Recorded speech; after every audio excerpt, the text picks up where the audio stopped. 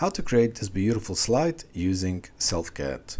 Hello everyone, in this video I'm going to review another interactive tutorial that creates this nice slide.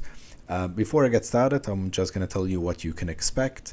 So it uses the design method and many designers use in other tutorials to create the basics, kind of using basic shapes, cubes, thinned out to create this stuff, copy offset to create repeated functions, repetitive functions.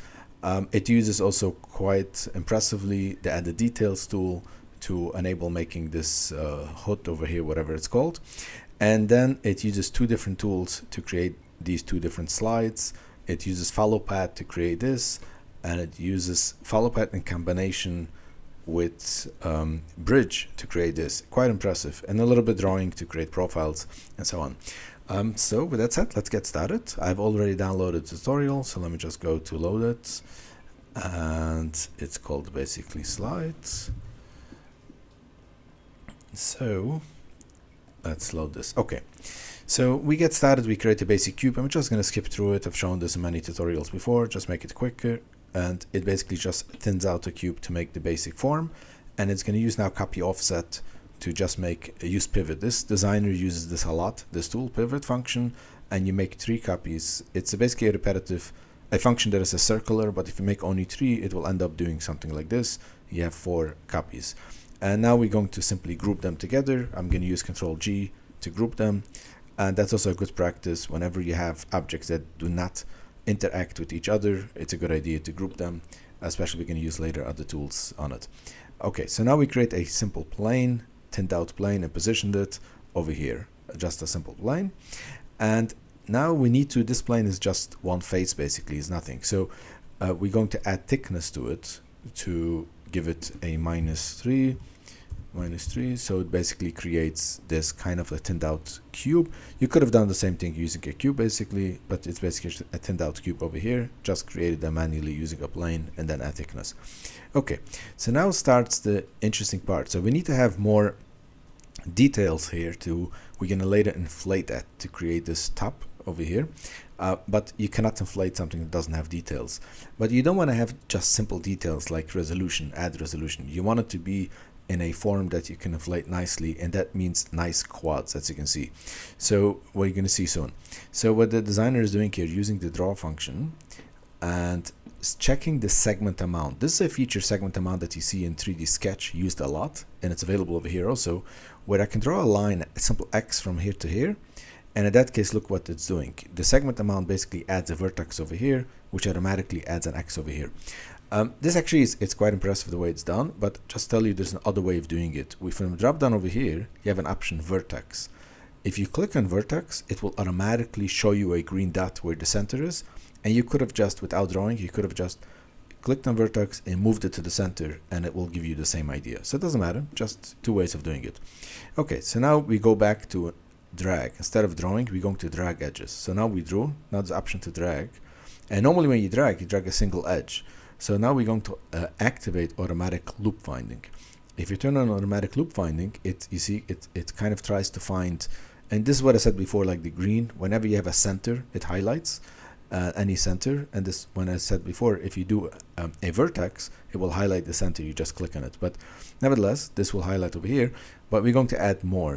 And instead of every time going to the text box to enter the measurements when you start doing something, we're just going to make the size over here to, let's see, where is this? Minimum step size over here. I need to check this minimum step size first, and then I need to move it to 6.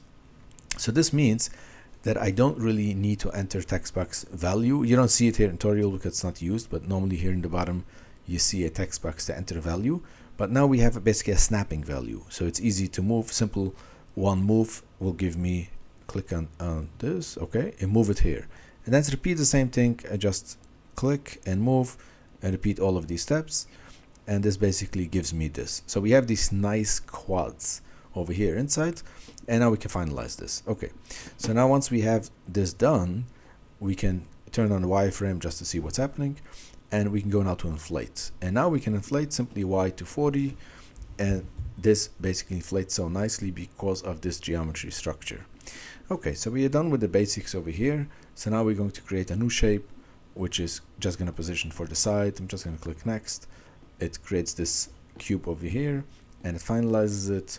And now we select these two shapes that we created and we simply color them.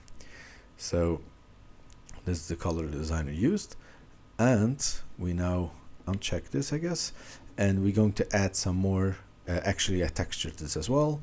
We're going to go to maps, actually not a texture, it's a map, and we're going to add a roofing. So there's an option over here for the roofing. So this is actually interesting what designer has just done. This is very important. I think I haven't seen it in other tutorial. So you have texture that has something like this, but it comes with a color as well. And there's different things, maps and texture. Texture is the image and the map is the imprint. You can think about like the details you see over here. When you take a texture, it applies the image itself, but then the map is what basically engraves them into the geometry. In this case, the designer used the map to engrave the details, but not the actual image. The image is actually, there's no image, there's no texture, it's just color. As we've seen, we have assigned color, but it's just using a map from this. You can technically use a texture from one image and then a different image as a map. And yeah, so that's basically flexibility you have in SelfCAD. Actually, this flexibility is available in any software, any rendering software, so it's not unique to SelfCAD. Okay, so now if you can go over here, now we do a new cube. Oops, just clicking too quick. Okay, so now if I go next, it's basically positioning a cube over here, and basically doing now, what is it doing now? It tells me to select this one, group 1. So it selects this group, and it's going to add a texture to this. It's going to add a wood texture. So now we add a texture. You can see wood, and this is, it shows wood 3. So this is what I said before. So this is the image itself. It's not actually adding the maps. If you really want this to be engraved and showing the details on it, you need to add the map as well. I'm actually going to check. I'm wondering if the map applies automatically. Yeah, I think when you assign a texture to something, the map will apply automatically, but maybe not. No, I cannot see it because I cannot switch it. So I'm actually not sure. I think you may need to separately apply the map to give it the more engraved details, but I can check that later. Okay, but nevertheless, we have this texture added, and now we're going to add a cylinder to kind of cut out over here. So we're going to adjust position and create a cylinder, or actually, oh, I'm sorry, this was another cylinder to create the bottom over here. It created a cylinder over here, and now we're going to use copy offset Y to 12 and amount of copy 6, and just click copy, and we got all of this. And I'm assuming next would be to grouping them. Yes, so next is just to group them together, and this is just good practice. The designer is doing a great job in organizing this and just giving it colors. Okay, so we have the basic frame, and so far they're mostly just simple object positioning, kind of, you know, beginner level, simple positioning objects, copy offset. These are really simple stuff. Just the only intriguing things is here, the adding the maps, we had a text and added details over here. But now it's going to start the more advanced stuff, is how we're going to add the slides itself, and this is going to use a little bit more innovative tools, techniques.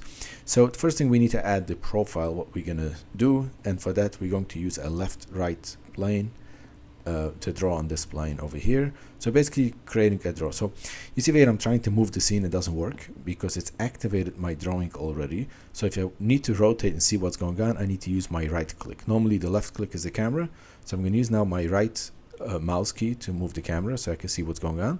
And then I click over this point, simply following the points where to click, and it tells me the highlighter point to draw an edge over here. It's in the bottom. It's hard to see actually. It's in the bottom over here, and then another click over here. Okay, so this is basically the shape, and then we go to a rectangle, and we're going to draw now a rectangle. We're going to switch now the front and back and turn off. So we're going to draw a new shape, and we're going to go also position settings first to snap to grid vertices. So we have basically precision, but it needs to be a new profile. That's why we uncheck this profile, so that the new drawing will make automatically a new profile. And now we draw on this plane. You see a simple rectangle here, and we draw, this is one rectangle automatically finishes, and now we're going to start the new rectangle drawing here. Basically the idea here is that these rectangles intersect. It's a little bit it starts from the same location here, but it goes down here, and we finalize it. So we basically created something like this, 3 rectangles that intersect, and we want to have just the outline, kind of like the silhouette from this, removing the inside. And for that, we're going to go to edge mode to select these edges and delete them. Just going to select all of these edges, and we're going to click delete to delete these edges. So we are left with this part, but this is open. So this is what we're going to do now is mirror. We're going to mirror this on the other side. We're going to use copy option. We click on copy and click on write. So basically this side, and we finalize it. So we have this side. Now we just need to, we uncheck the edge mode, and we select both parts, and we click simply merge. I'm going to use Control M for merge. And you have to see the 2 edges are removed. Always when you merge things, you have to make sure they can actually remove, because we have these 2 edges, 2 vertices actually. So there's a vertex here in the center and here in the center, and both that had to be removed because now they are one. So that's very good. So this was just drawn kind of like, if you remember, we used the snap to grid vertices. So the idea is you wanted to draw straight, and instead of using text boxes values, we just draw it straight using grid vertices, and we didn't reassign the workspace to make it smaller units to fit everything. It's just not worth it, because now we're simply going to rescale it. The main idea was to draw it straight, whichever size it is, and now we're going to rescale it proportionately. We click key proportion, and we're making the Y to 25. That's basically the idea, and we have the final size. Just much easier sometimes to draw it first, the basics, and then give it the final value, simple scale.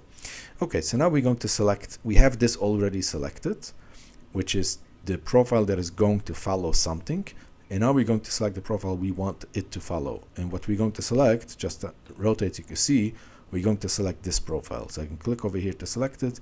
You see we have this selected. So we first need to select what is going to follow, and then the reference basically, and then the path is going to follow. I'm actually, yeah, this is the path, I guess, whatever we call it.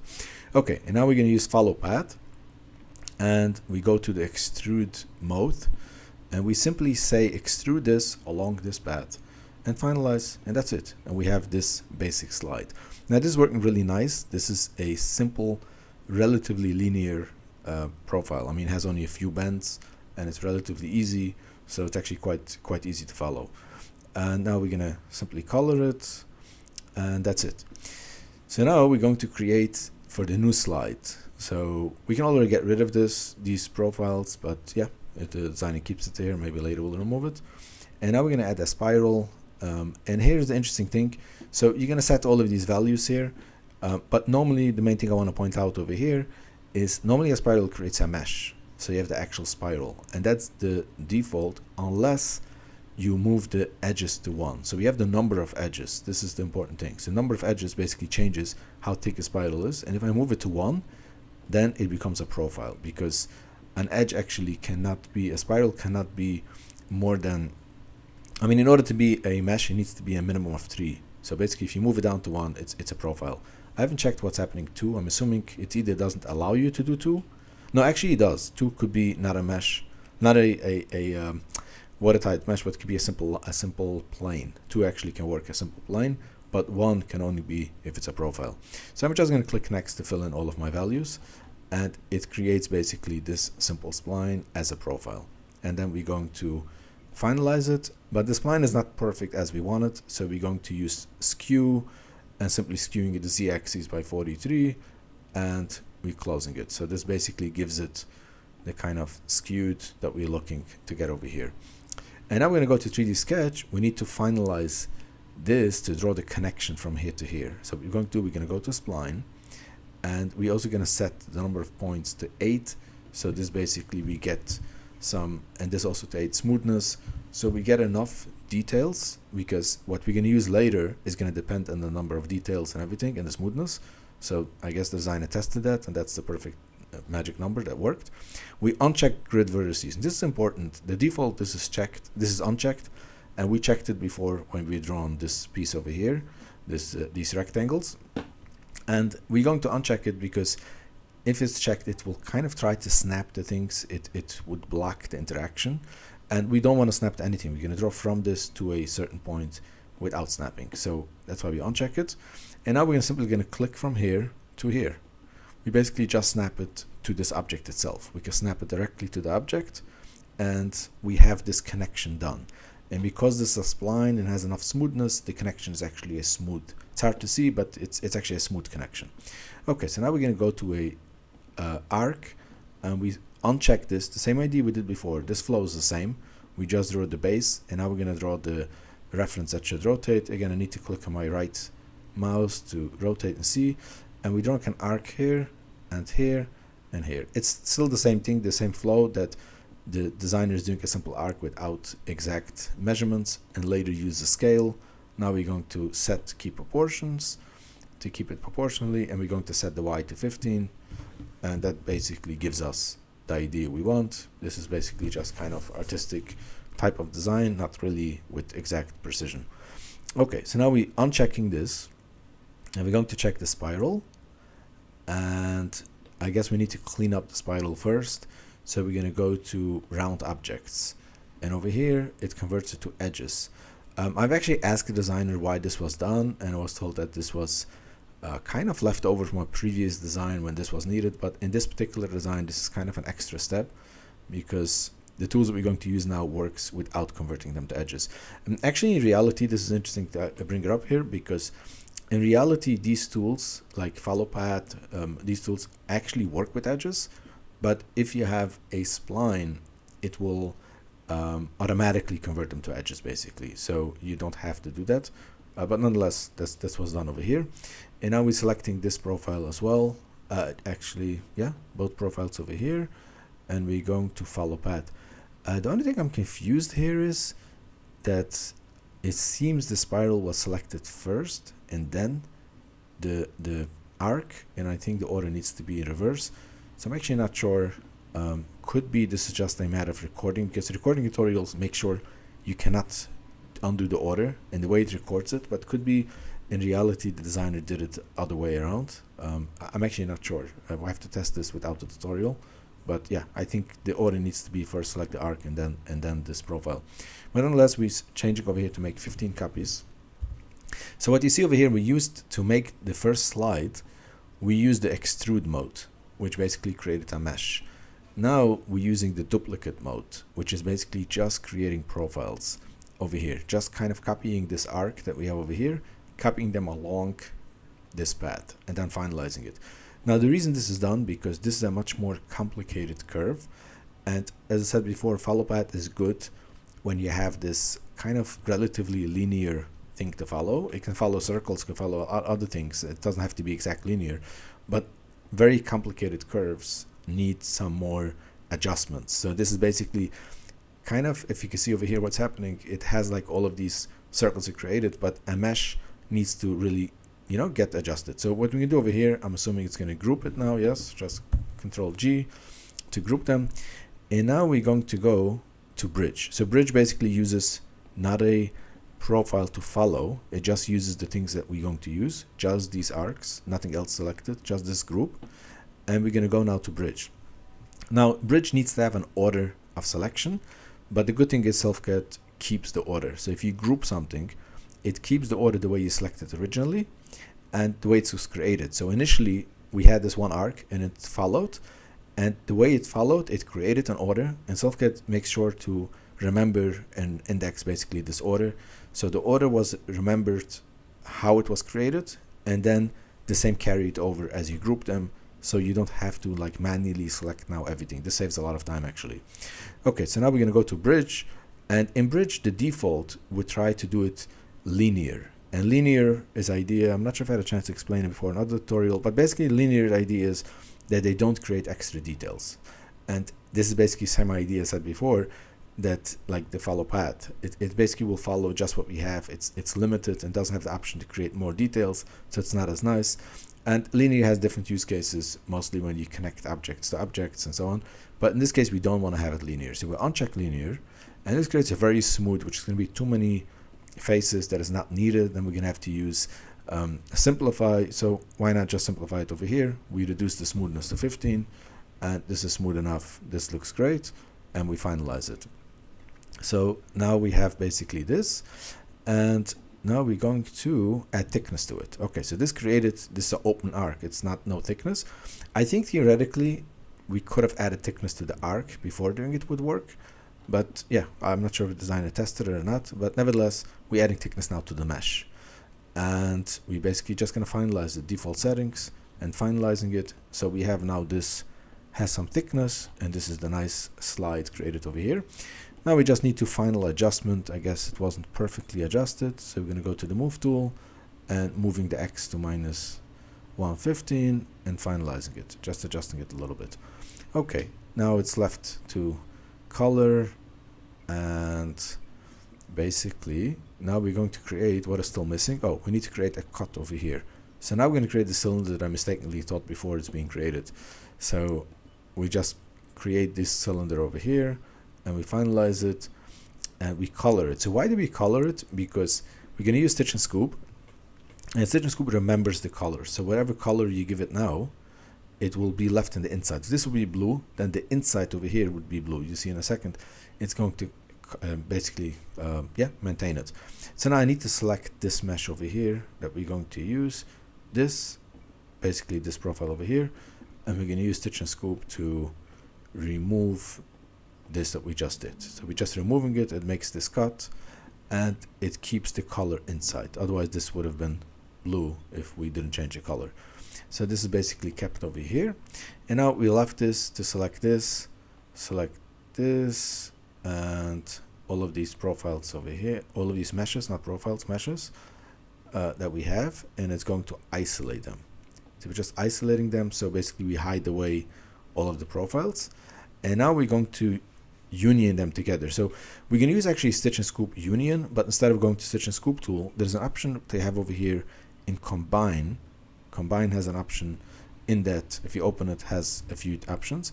And we also have it from here, which is basically union. So this, the benefit of this is just to using command keys directly. So basically you have Control G for group, you have merge is Control M, and have union is Control U. So that's basically, it's just saving a step to go to Stitch and Scoop, but it's basically the same idea. Okay, so that's basically it. We're just switching back to solid, and the tutorial is done. Now I want to show you here something. So we started, I'm going to go back actually to wireframe. We started with creating some nice quads, and now we have triangles. And the reason here is that the Stitch and Scoop union actually rebuilds it, and that more often than not, gives out actually rectangles instead of cubes. So I'm going to go now to resolution and set resolution to 0, and that basically rebuilds it and it removes it. Now it cannot always remove it. It can only remove it when this stay planar, meaning is if you have something that is bended, and the fact is that a triangle can bend more than a quad, it will start getting bended following the curvature, and then the resolution will not remove it because they're no longer coplanar. So this is more complex, but just the idea over here, and that's basically done. So now I want to show you a little bit, a few more minutes, show you the rendering part. So I've shown my previous video basic rendering. Now I want to show you HDRI, which I've not shown yet, which is actually quite impressive. So if you go to rendering, so there's options here that I can go. So what I'm going to play here is two things. First of all, normally we have a background plate. Background plate is on, and if I turn it off, basically it wouldn't render nicely, right? We have nothing. But I'm going to use in wall lighting, instead of using the sun, I'm going to HDRI. And HDRI, now you see it's dark, it's nothing here. I'm going to select an HDRI. And from an HDRI, we have here options. You can filter basically outdoors, let's say outdoors, okay, and actually like this, why not? Or let's say if something more green, I'm going to go down to something more green, let's say this one. So I want to put it over here. So I'm going to download this image. HDRI is an image that has lighting built into it, and it's the way it's a 360, the way it's designed, and I'm going to select this. So I have this HDRI built in. Now if I would be doing the background plate on, it's going to block. So you see now the background plate is on top of the grass, so I don't want that. So I'm going to check this off. I'm going to go back to my wall lighting and have this HDRI on. There's other settings over here which can affect. One of the interesting things over here is, no, actually this is done. Let's start rendering. and I can just position it. I can rotate to see different parts of the image. There's a lot of settings you have over here. For example, to rotate to see, you know, the different parts of the grass, because I'm not going to show the entire image, just parts of it. So I can rotate this and so on. Let's, without the rotation, bring it back to the more, let's say, default. Yeah, bring it back here to the more green side, and I'm going to start rendering. Now, while I'm rendering, it switches automatically over from rendering to post-processing. In post-processing, there's an option of background. So I can make the background with a color, and in that case, you see this color, it's kind of on top of the grass, you don't see it. And I can make it transparent, which is basically white, despite the fact. So in this case, it uses the light that I have from the HDRI, not the sun, that's the light, but it doesn't show anything. If you want to show the image, you have to click original. In this case, basically, I see everything. I not only get the light from the rendering, but I also get the actual visual, the image itself, and now I can render it like this. So it's almost done. You see the rendering is relatively quick, but yeah, I'm going to finalize it now. Or maybe wait a few more seconds. It's done. Okay, this is actually already done, and it's going to denoise, and here we get this image rendered onto something like that. So that's basically it for this video. I hope you liked it, and please like, share, subscribe, and let me know in the comments if you want me to show anything else or if you have any other questions. Thanks for watching, and bye for now.